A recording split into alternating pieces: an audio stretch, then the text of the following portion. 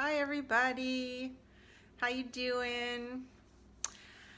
I'm really excited to talk about this today because there's been a theme that's been coming up a lot in my sessions last week or so.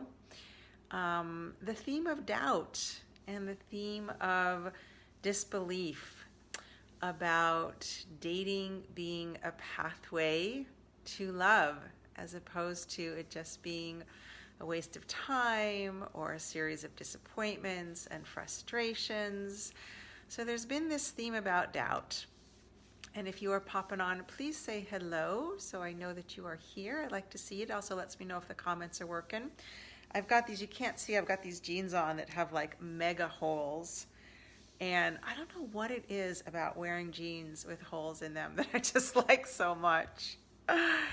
Anyway, it's reminded me about how I used to feel for a very long time, starting like way back where this was before I had had my first significant relationship and before I had really fallen in love and before I knew for sure that it was going to happen for me.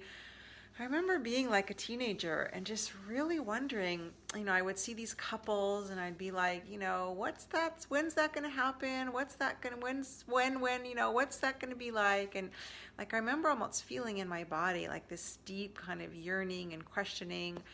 And then once it happened, I knew that it was possible for me. Hey there, Shani. Can't see your name. I hope that's right. And a lot of that worry and doubt kind of calmed down. Thank you. But unfortunately, a lot of the women, and to a large extent also a lot of the men that I work with, when there's been a series of relationships that didn't work out, like starts and stops, or something that you got excited about, who here has ever gotten excited about a relationship and then it crashed and burned? Me! Go ahead and put something in the comments if you've ever experienced that. They are not fun, man. Those big surprises, that is just not a party.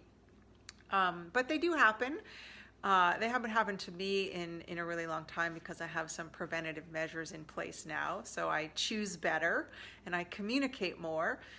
But when there's been a series of starts and stops or disappointments, I'm sorry, that it can make it hard to kind of continue with a sense of faith and trust.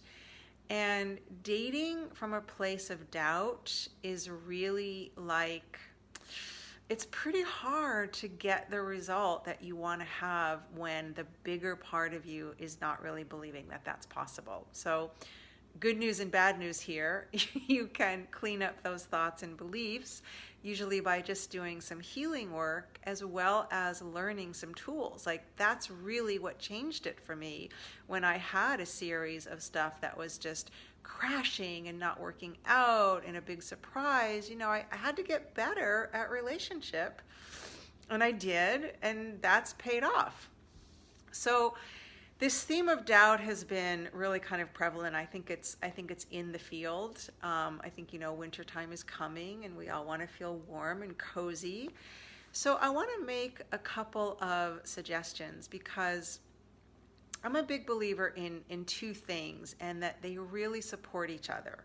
One is training my attention to focus on the desired outcome that I want to have, rather than indulging in my fear thoughts, my doubt thoughts, my why, what, when, won't thoughts. So like getting really present and really aware of the thoughts that I'm thinking and if they are in fact in alignment with my desired outcome. So you guys know what I mean by that? Give me some likes or something if that makes sense.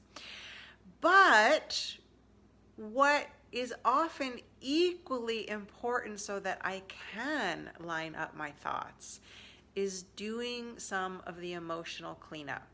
Some of the beliefs, some of the decisions that I've made, some of the things that I've concluded, places that my heart got really hurt. And so there's kind of like this protective measure.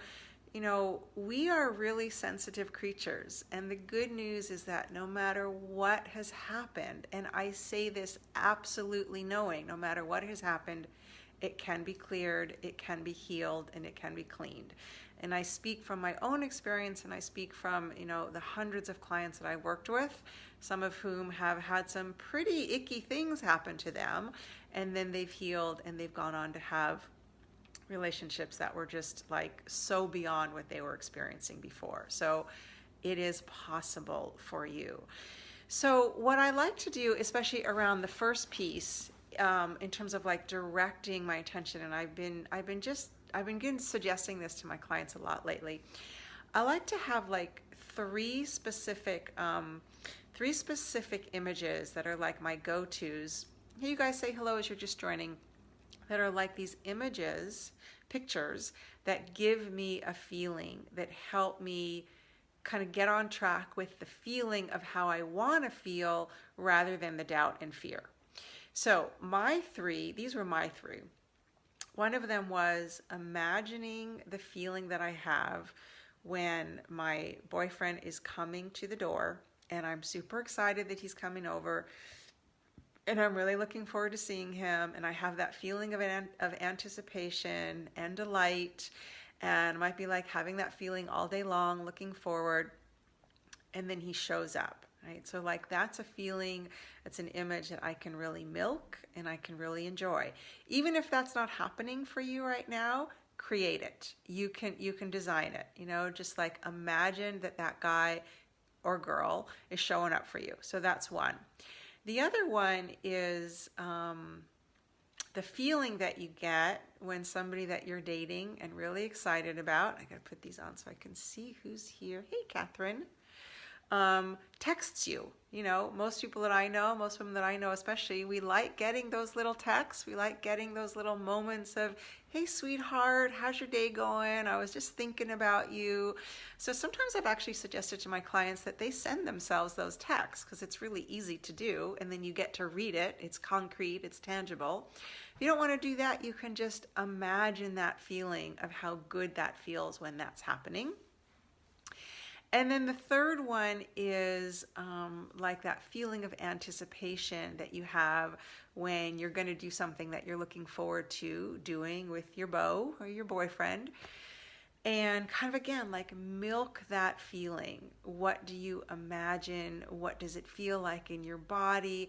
Delight in that now, and you can become a match. One of two things will happen. You become a match for it because it's where your attention's going. Or what might happen is it might bring up all of the doubt and disbelief. And so you can't really fully get there. And that's just an indicator that there's some work to be done. That's all it is. It just means that there's something in your way. That's what I mean when I say love blocks. I help you clear your love block. So I actually didn't introduce myself yet. My name is Lisa Rose. I'm a dating and relating coach. I work mostly with singles, men and women.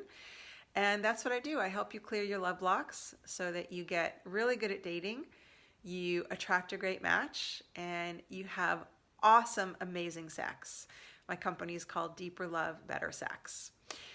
So if you are having trouble, with any of those things that I mentioned, thank you, my dear, I can definitely help you kind of line up so that it's not only easy to think those things, but it's actually easy to have them, because the only thing better than thinking about them is actually having them. So I put the link to my online calendar in the notes above. You can click on that. I've got a couple of spots.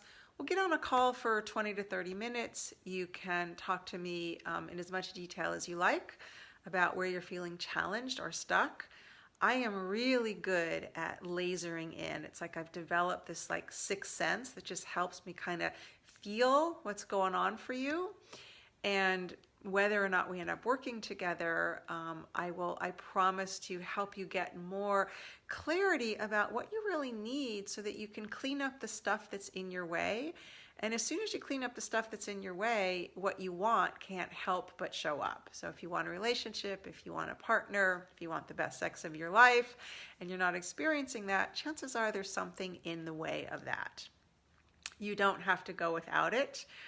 There's no reason that it can't happen for you.